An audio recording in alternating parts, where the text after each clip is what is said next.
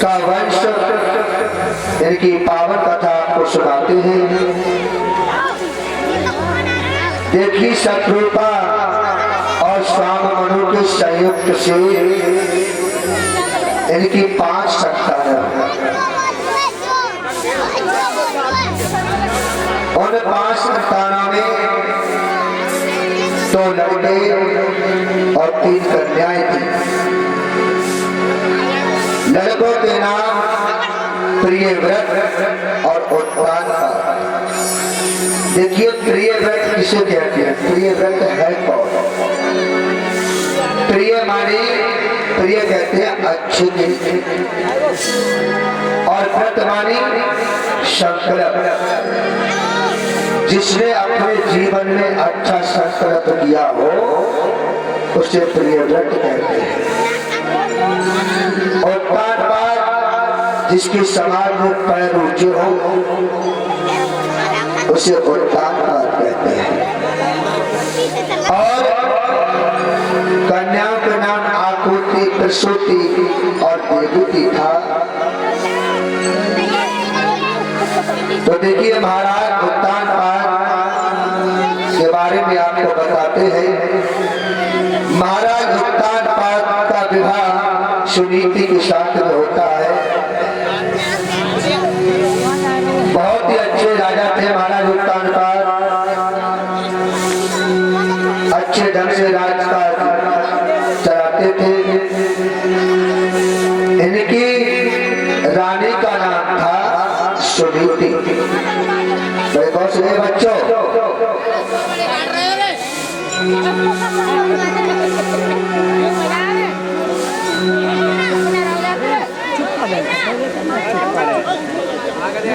उठा करके पीछे बैठा दिया जाएगा, बता रहा हूँ मैं।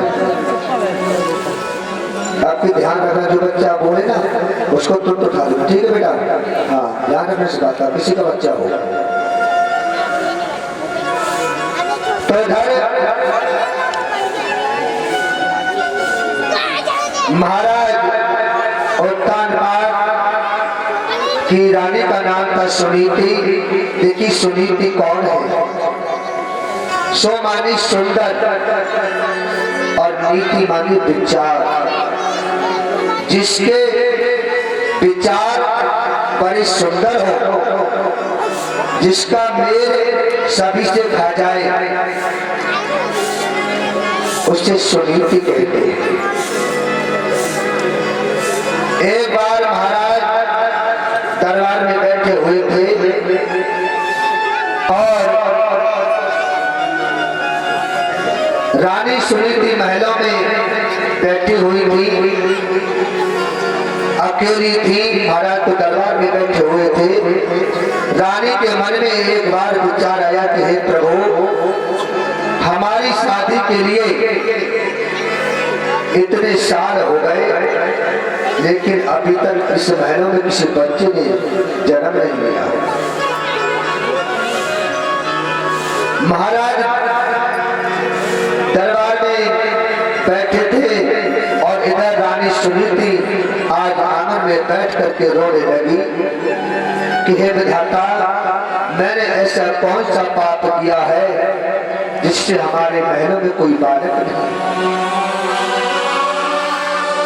कम से कम एक वंश को चलाने वाला एक पुत्र तो होता जिससे हमारा वंश आगे को बढ़ता है।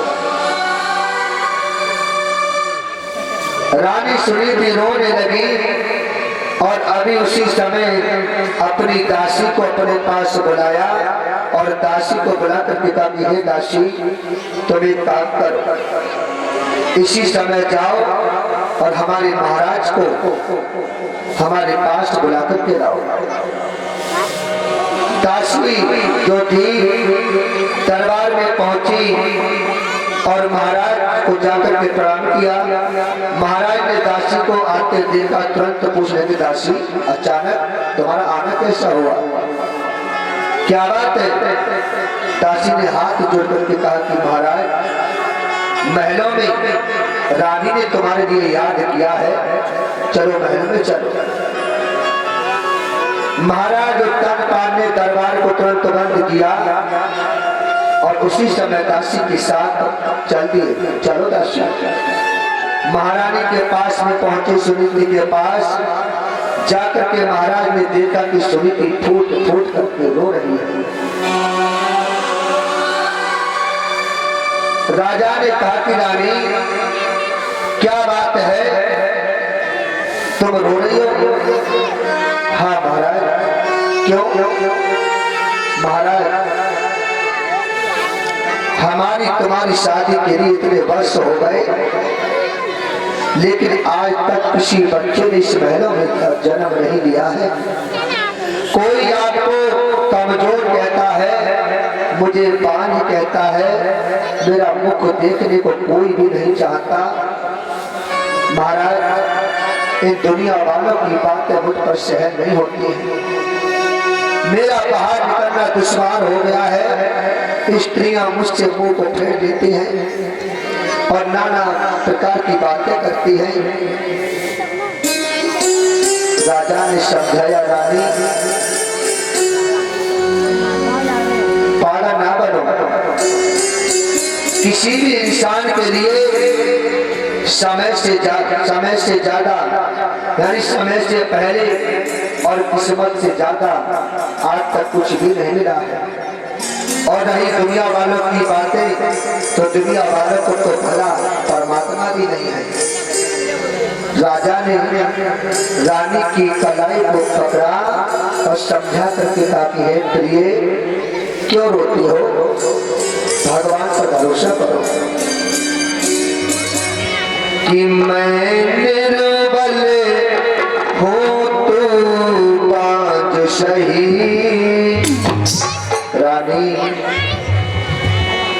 कि मैं निर्बल हूँ तो बांझ सही, ये केवल मन का हीला है।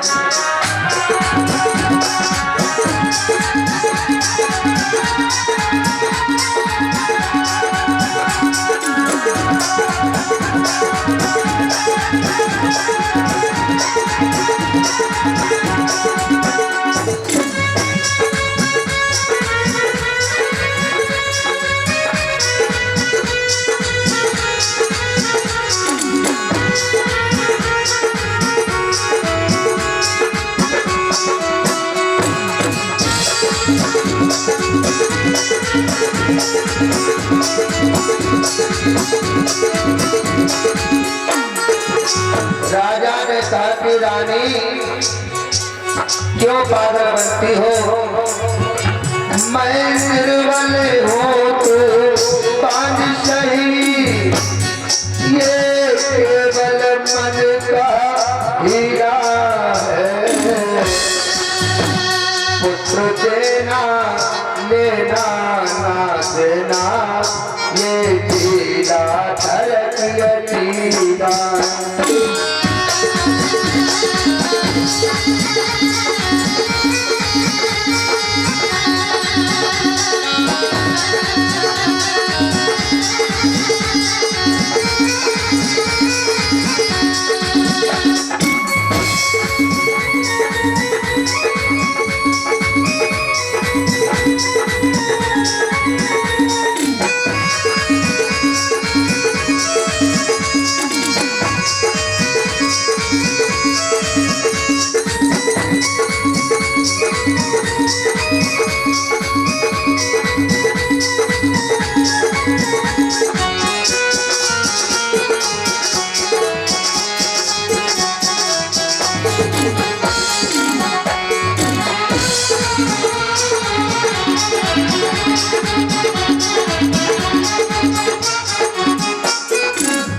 राजा ने समझाया कि रानी पागल ना बनो। पुत्र देना ना देना ये सब परमात्मा की लीला है। अगर हमारे भाग्य में संतान का सुख है तो हमें संतान अवश्य मिलेगी, और नहीं है तो नहीं मिल सकती। रानी सुनीति ने कहा, महाराज मुझे विश्वास नहीं है कि हमारे कोई अब संतान हो सकती है। क्योंकि इतने वर्ष हो गए शादी के लिए और भगवान ने मेरी कोख पर पत्थर डाल दिए हैं। प्रभु आप मुझसे कुछ संतान की उम्मीद न कीजिए। उसी समय रानी सुनीति ने कहा, बोले महाराज आप एक काम करो। बोले क्या? आप दूसरा विवाह कर लो। जब दूसरा विवाह की बात सुनी तो महाराज ने कहा कि रानी तुम पागल हो, तुम ये क्या कह रही हो कि मैं दूसरी शादी कर लूं? हाँ महाराज। राजा ने कहा कि रानी तुम्हें पता होना चाहिए कि सौत जो होती है ना वो आटे की भी पूरी होती है। जिस घर में दो दो रानियां हो उस घर की दो दो नारियां बहना शुरू हो जाती है। और इस तरीके से आज महाराज ने समझाया, रानी मैं ऐसा नहीं कर सकता, क्योंकि मैं नहीं चाहता कि आने वाली सौत तुम्हारे लिए कोई दुख दे और तुम्हारे लिए अपनी दासी बना करके रखेगी, तुमसे सारा घर का काम कराएगी। रानी सुनीति ने कहा, महाराज मैं दासी बनने को तैयार हूँ, मैं सारे घर के काम को करने को तैयार हूँ। कम से कम मेरी छोटी बहन इस महलों में आएगी, उसके पुत्र होगा, तुम्हारा वंश आगे कोई बढ़ेगा। आप देखिए घर में कोई ऐसी माता होगी जो अपने पति से स्वयं जाकर दूसरा विवाह कर ले, लेकिन संतान की महलों का सुख के लिए आज रानी सुनीति कहती कि मैं अपनी खुशी का गला घोट सकती हूँ महाराज, लेकिन तुम्हारे लिए दुख नहीं दे सकती। आप दूसरा विवाह कर लो। राजा ने बहुत समझाया, रानी मान जाइए, मेरा दूसरा विवाह मत कराइए, तुम्हें पता होना चाहिए। कहने लगे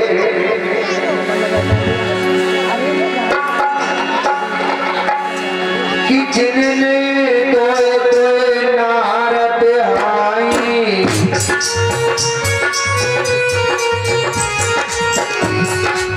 जिनने दोए दोए नार बिहाई, वो प्राणी बिन मारे मर जाई।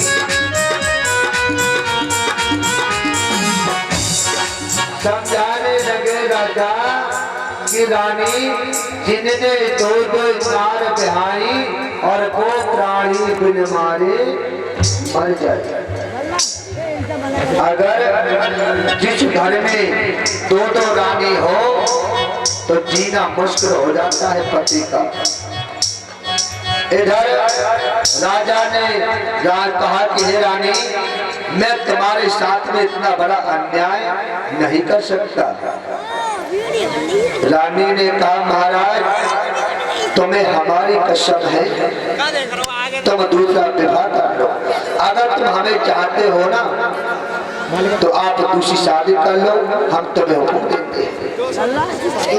राजा मजबूर हो गया और उसी समय देखिए कंचनपुर से राजा की दूसरी शादी हो जाती है और एक सुर्खी नाम की छोटी रानी महलों में आई और महलों में आने के बाद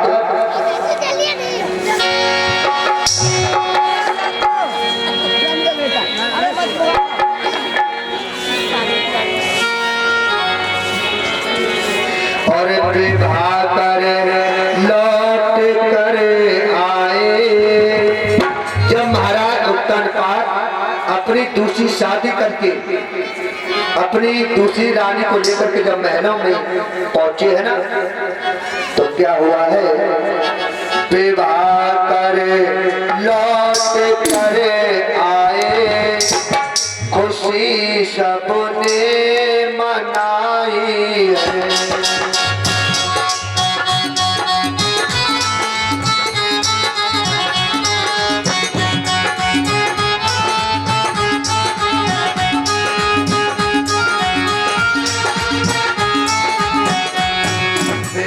सबने मनाई है।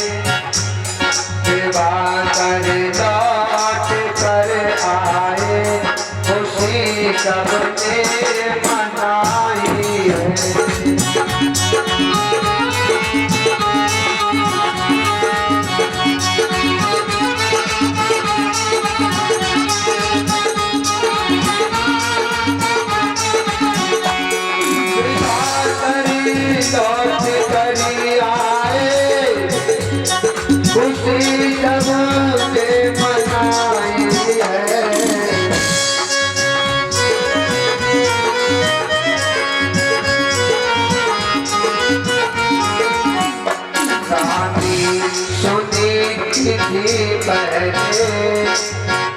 रानी सुनी थी पहले के दूधी सुरती आई।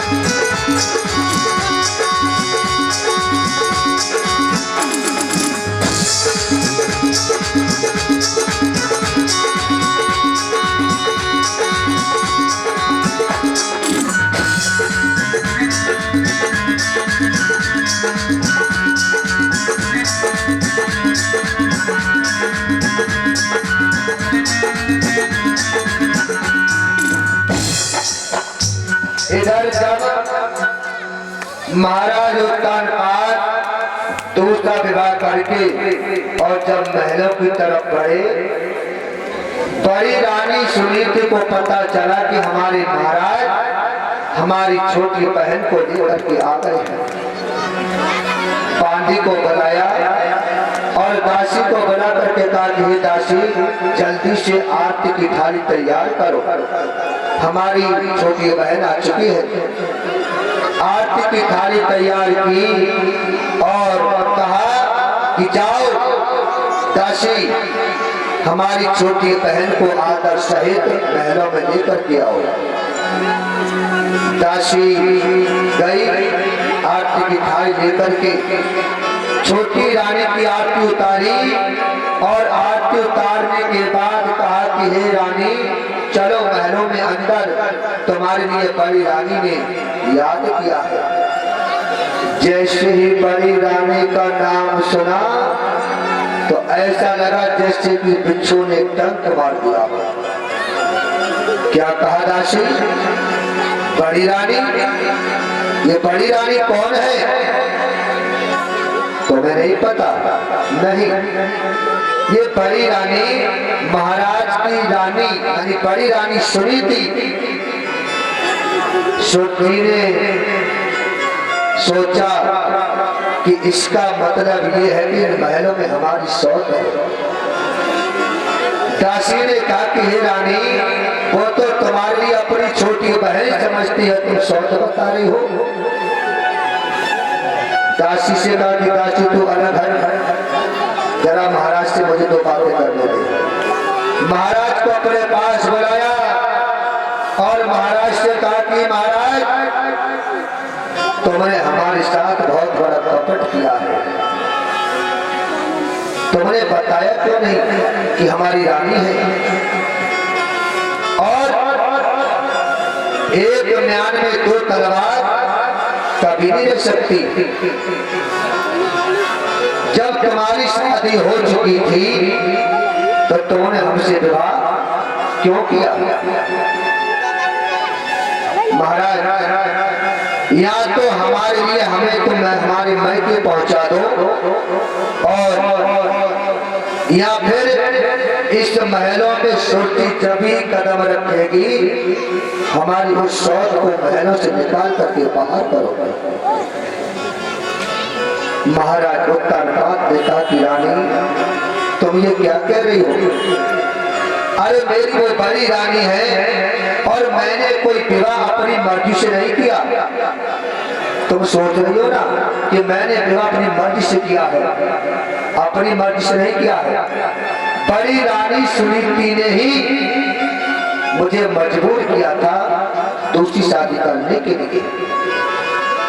नहीं, ऐसा नहीं हो सकता। क्या बोली है? और जब एक तुम्हारे रानी थी तो हमें व्यर्थ ले आए हो।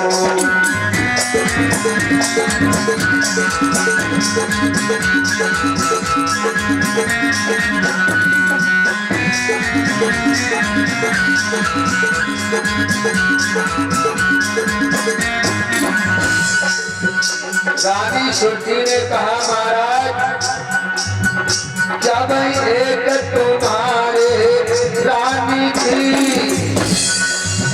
तो हमें ले आए हो। वो भोग करन को तापी थी, हमें भार झोंकने आए हो।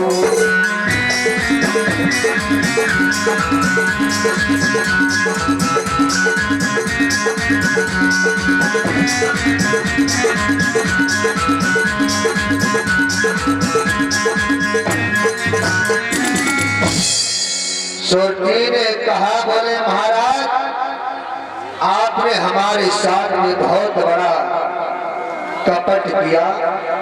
हम इस महलों में नहीं आ सकते जब तक इस महलों में हमारी शौक रहेगी।